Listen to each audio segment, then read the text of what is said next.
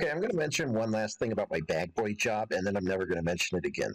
So there's a little detail I left out. Part of the reason why this crazy woman that I was talking about was inspired to start, being confrontational with me out of the blue was because she was not doing her job. I was doing all of the self checkouts and doing all of the scan overrides for all the cashiers.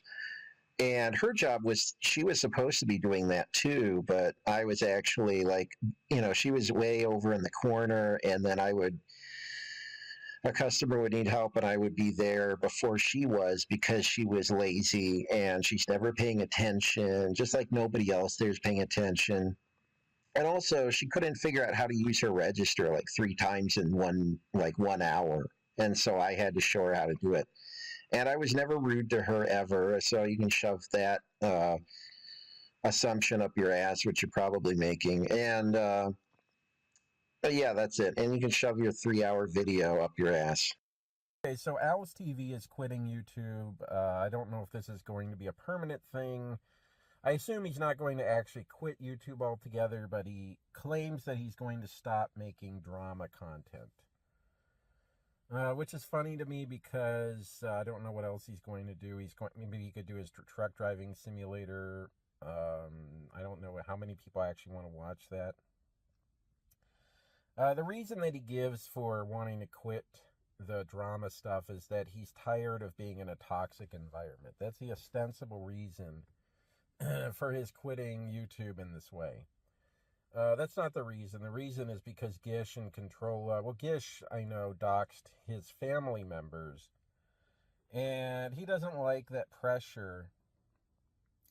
And you see, the thing about that is, Owl's TV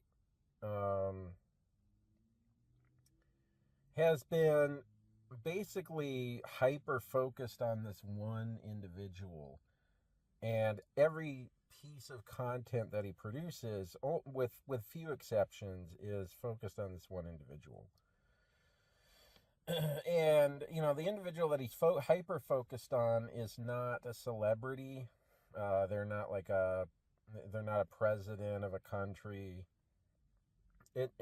People who do that kind of thing are probably the most pathetic. I mean, I can't think of anything more pathetic than doing that, than spending literally, I mean, if you added up all the hours of content that he's done, and then add to that the hours of time he takes to prepare for each hour of content that he produces. And it's not like he's making money off of his YouTube channel either. I can't think of anything more pathetic than that. You might say that the person you're going after is pathetic, but how much more pathetic is it that you're spending all of this time, obsessing about this person? And even if your reason for doing so is because you're getting attention from other people, well, the people who are giving you attention that you so desperately crave are as pathetic as you too. So why would you want that kind of attention in the first place? But the thing is, when you go after somebody like that, and you go after their family, and you dox them over and over again, quote unquote doxing. We'll get to the doxing later, because that's also funny.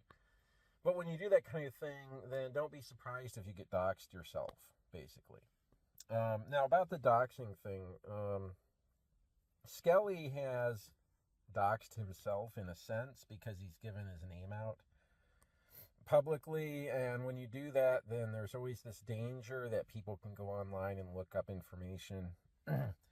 I think that is a bad thing. People do that when they go out of their way to find information about people just so that they can silence them.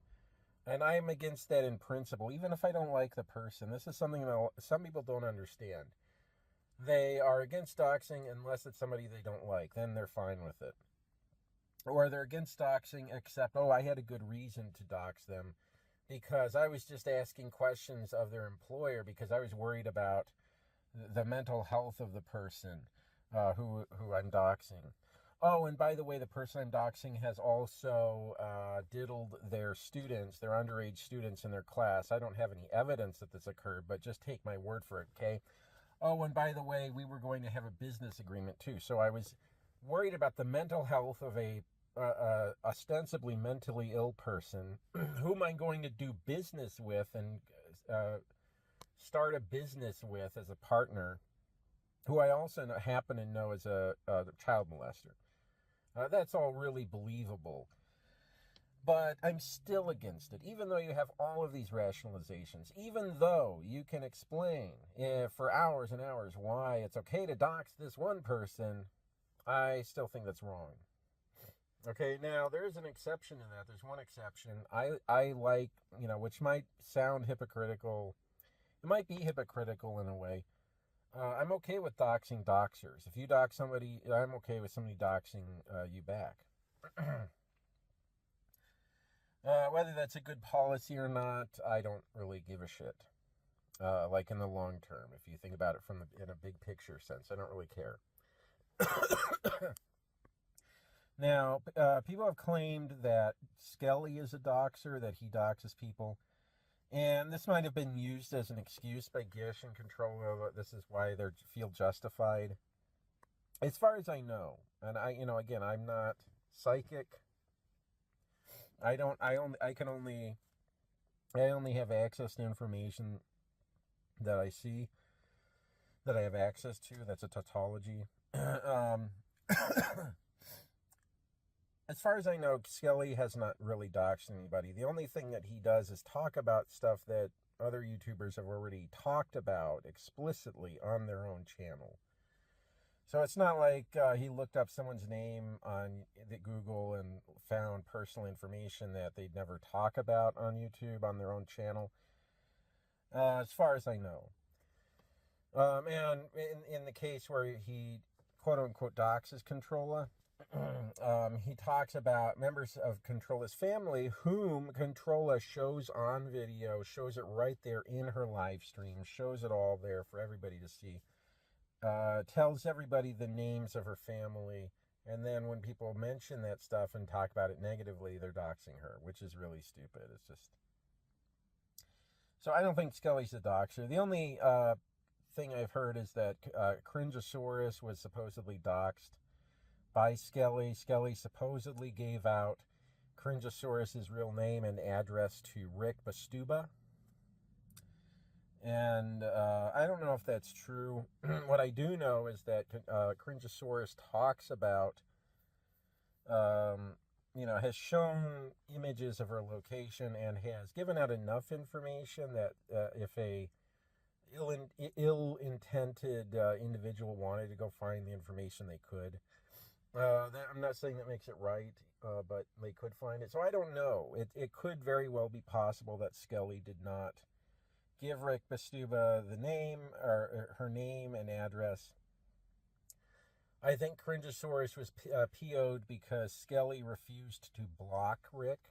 Because Cringeosaurus went into Rick's stream one day and called him fat and short, and he has a small dick, and he's all these other things, and out of the blue, she just goes into his stream and it's like, I don't like this person, so I'm going to insult him. And then Rick had the audacity to call her a skanky hoe or something, or so he just insulted her back or blocked her. And Cringeosaurus is like, whoa, the world is my world is shattering. My beautiful, wicked world, what is happening? And just decided, well, that's terrible. And why is Skelly allowing this person to be in his chat without my permission? How dare he?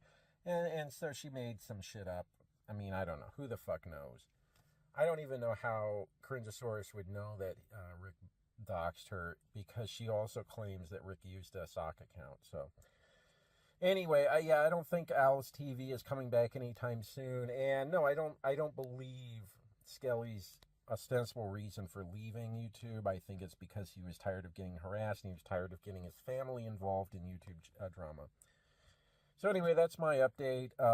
If you have any thoughts, feel free to shove them up your ass, as usual, and have a nice day.